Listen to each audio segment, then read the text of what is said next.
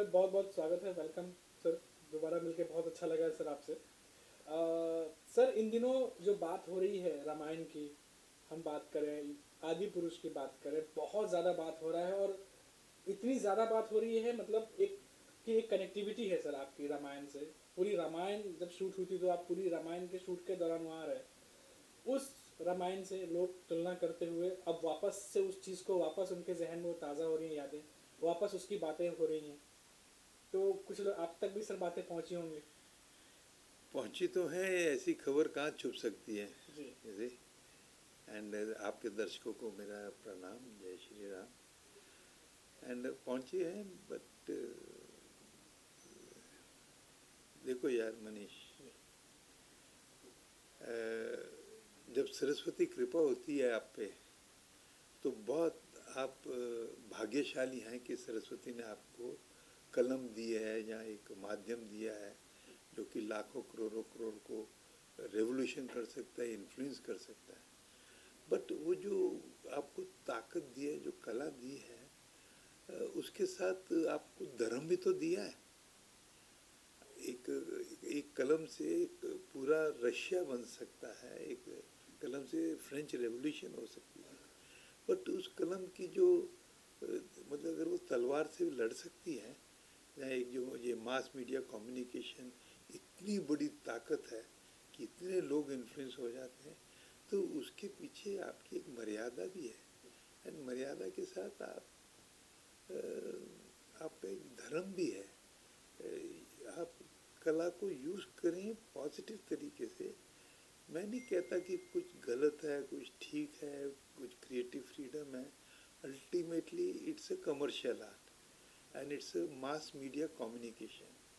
भी mass media communication है, commercial art है, तो उसको देखना पड़ता है कि यार मैं इसमें पुराने ज़माने में अगर आपने देखा होगा तो महमूद की कॉमेडी डाल देते थे, हेलन का डांस डाल देते थे, एंड उसको एक कमर्शियल बॉक्स ऑफिस हिट बना दे। उसके बीच में अपना मैसेज भी कहते थे, बट वो मर्यादा नहीं क्रॉस करते थे। अगर एक हेलन का डांस भी करते थे तो मर्यादा के साथ करते थे। जब आप मर्यादा क्रॉस करते हैं, स्पेशली जो हमारे पुराण हैं, वेद हैं, ग्रंथ हैं, शिव पुराण है,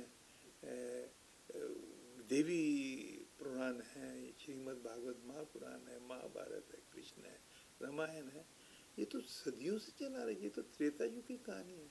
एंड ये कोई माइथो नहीं है, ये मिथ नहीं है, ये रियलिटी है। आज भी अयोध्या है, आज भी रामलला है, आज भी चित्रकूट है, आज भी किष्किंधा है, आज भी राम सेतु है धनुषकोडी में। तो दिस इज़ रियल। आप उसके साथ खिलवाड़ कैसे कर सकते हैं? अगर आपने क्रिएटिव लिबर्टी लेनी है, उसका भी एक दायरा है। ऐसा नहीं है कि मेरे जो पूज्य पिताजी थे, ऋषि थे, राम भक्त थे, मेरा एक उनके प्रति पितृ ऋण भी है, पुत्र धर्म भी है। जिस फिलॉसफी में मैं आजकल काम करता हूँ कि उनकी जो जोत जगा गए वो आगे बढ़ती जाए, है ना। तो उन्होंने जो क्रिएटिव लिबर्टी ली, उन्होंने भी ली। मुझे बताओ कौन सी रामायण में राम गुरुकुल जाता है एंड गुरु उसको शिक्षा देता है? अभी विष्णु भगवान को जो राम अवतार हैं, उसको कौन सा मनुष्य शिक्षा दे सकता? इवन गुरु अगर हो तो पापा जी वह एक धर्म संकट में थे कि राम को कौन सिखाएगा, राम क्या प्रश्न पूछेगा, गुरु उसको क्या जवाब देगा। तो उन्होंने धर्मवीर भारती जी को, जो धर्मवीर के एडिटर थे, फिर शिव मंगल सिंह सुमन जो वाइस चांसलर थे उज्जैन के, विष्णु मेहरोत्रा, फानी मजूमदार, बड़े बड़े हाथियों को पकड़ा जिन्होंने मतलब उन्होंने मिल के सोचा कि राम भगवान को कैसे सिखाएंगे, हम शिक्षा कैसे देंगे, हम गुरुकुल को फिर से लोगों के पास लेके आएंगे। कितनी बड़ी इंस्टीट्यूशन थी जो कि ब्रिटिशर्स के टाइम में वो इंस्टीट्यूशन को मतलब रौंदा गया, निकाल दिया गया, बिकॉज हमारी स्ट्रेंथ तो हमारी ये इस तरह की इंस्टीट्यूशंस थी कि सब वेदों को मतलब बाय हार्ट याद रखना, you know, give it by वाचक, है ना। तो ही ब्रॉट दैट गुरुकुल। फिर भरत का कॉरोनेशन लेके आए, जहाँ पे वो चोट लाना चाहते थे डायनेस्टिक रूल की। फिर वो माता सीता माता को लेके आए। अभी आप सोचो, राम मर्यादा पुरुषोत्तम है, उसको पता है कि मेरी बीवी, मेरी जो मतलब पत्नी, धर्म पत्नी है, वो गर्भवती है, एंड अग्नि परीक्षा हो चुकी है। तो कपट से छोटे भाई को कहता है, उसको जंगल में छोड़ा तो भागा। ये पॉसिबल नहीं है। उन्होंने कहा मेरा राम ऐसे नहीं कर सकता।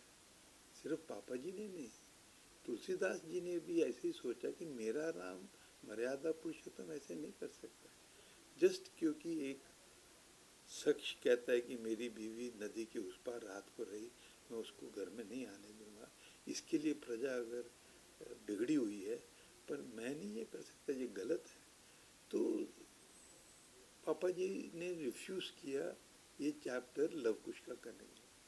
इवन तुलसी की जो रामायण है तुलसीदास जी की, रामचरितमानस, आप देखेंगे वो राम राज पे ख़त्म हो जाती है। वो उसके बाद उन्होंने एक श्लोक डाला है कि उनके दो पुत्र हुए, लव एंड कुश, एंड बाकी कहानी वैसी है जैसे बाकी लोग कह गए। कीर्तिबाज, कंबन, एकनाथ, राधे, इन्होंने भी लिबर्टी ली रामायण में, बट मर्यादा नहीं क्रॉस की। उसकी जो बेसिक टेक्स्ट, उसकी जो बेसिक स्पाइन, उसकी जो बेसिक स्ट्रक्चर है, या उसकी जो बेसिक आध्यात्मिक वैल्यू है, उसको किसी ने नहीं छेड़ा, कभी नहीं छेड़ा। हक ही नहीं है छेड़ने का। How can you do that? मर्यादा नहीं है, एंड आप वो कला को गलत इस्तेमाल नहीं कर सकते। तो पापा जी ने फाइनली ये सीक्वेंस नहीं किया, राम राज पे रामायण खत्म कर दी। आग लगी पूरे हिंदुस्तान में, वाल्मीकि समाज वाले खड़े हो गए। वो कहें कि आप, वाल्मीकि हमारा भगवान है, आप लव कुश का चैप्टर नहीं दिखाएंगे। तो उन्होंने हैजा फैला दिया पूरी जीटी रोड पे। लोग मरने लगे बीमारी से। पीएमओ ऑफिस से फ़ोन आने लगे पापा जी को, फ़ोन के ऊपर फ़ोन आने लगे, एंड फाइनली प्राइम मिनिस्टर का फ़ोन आया। तो पापा जी ने बोला मैं एक शर्त पे करूँगा कि ये जो एपिसोड है ये एडिट नहीं होगा। तो संडे 9 बजे के टेलीकास्ट पे 8 बजे वो एपिसोड खुद लेके गए एंड टेलीकास्ट किया। उसके बाद हंगामा हो गया, केसेस हो गए, 10 साल तक केस चला कि आप रामायण को कैसे बदल सकते हैं। जो वाल्मीकि की रामायण है उसमें ये लिखा था। उन्होंने क्या किया कि पापा जी ने एक राधे श्याम की रामायण ढूंढी, जिसमें लिखा था कि सीता जी के भी गुप्तचर थे, राम के भी गुप्तचर थे। तो राम के गुप्तचर आके कहते थे कि ऐसे ऐसे प्रजा नाराज है, पर राम को लगता था ये गलत है, श्री राम को। एंड सीता मैया को जो उनके गुप्तचर थे वो आके कहते थे कि राम परेशान है, वो उसको समझ नहीं आता कि राजधर्म बड़ा है कि अपना स्त्री, अपनी पत्नी का धर्म बड़ा है ना। तो पति का धर्म बड़ा है। तो फाइनली सीता खुद कहती है कि मैं अर्धांगिनी हूँ, मैं जाऊंगी, आप मुझे नहीं लगाएंगे, क्योंकि मेरे पति के कैरेक्टर पे, उसके चित्र कोई आंच नहीं आनी चाहिए, कोई छींट नहीं पड़नी चाहिए। एंड राजधर्म पति धर्म से बहुत बड़ा है, तो मैं खुद जाऊंगी। तो खुद जाती है। राम परेशान है, उसको रोकने की कोशिश करता है। एंड लवकुश मतलब टोटली नॉन प्लस है। जब वो उतरती है रथ से, सीता मैया घास रख देती है कि इसको आप पार नहीं करेंगे, है ना। वो भी रोता है, रोता रोता वापस आता है। But the sequence was totally changed. Creative liberty ली, पर आप क्रिएटिव लिबर्टी के नाम पे उस आध्यात्मिक, जहाँ वो एक उसकी जो प्यूरिटी है एक ग्रंथ की, एक पुराण की, उसके साथ आप छेड़छाड़ नहीं कर सकते। ये मेरी ओपिनियन है।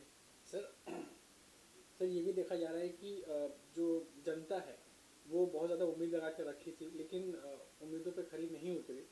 और कहीं ना कहीं बार बार जो रामायण बनी थी सागर आदित्य रामानंद सागर सर ने बनाया था, उसका जिक्र होता है सर, और बार बार उसको लोग भूलना भी नहीं चाहते, भूलते भी नहीं है, क्योंकि सर वो गहरी एक जहन में बैठी हुई है, सबको इतनी प्यारी लगे थे वो सारे कैरेक्टर्स। तो आज जब देखा जाता है सर कि उस सब्जेक्ट पे बहुत कुछ किया जा सकता था, लेकिन उसके बावजूद भी निराशा लगी, क्योंकि उस सब्जेक्ट पे सर आपने काम किया हुआ ऑलरेडी पहले। तो लगता है कि सर एक जिम्मेदारी का एहसास भी होना चाहिए था कि जब आप ऐसे किसी सब्जेक्ट को छू रहे हैं जिसे सबकी श्रद्धा जुड़ी हुई है। जिम्मेदारी तो छोड़ो, ये तो मैंने आपसे कहा ना, ये तो धर्म की बात है, मर्यादा की बात है। हर आदमी का धर्म है कि ये ग्रंथ को ना दें। जो राम कण कण में है, राम जन जन में है, पूरी सृष्टि में राम का हवन होता है, विष्णु नाभि के गोल सारी सृष्टि घूमती है, उधर राम है।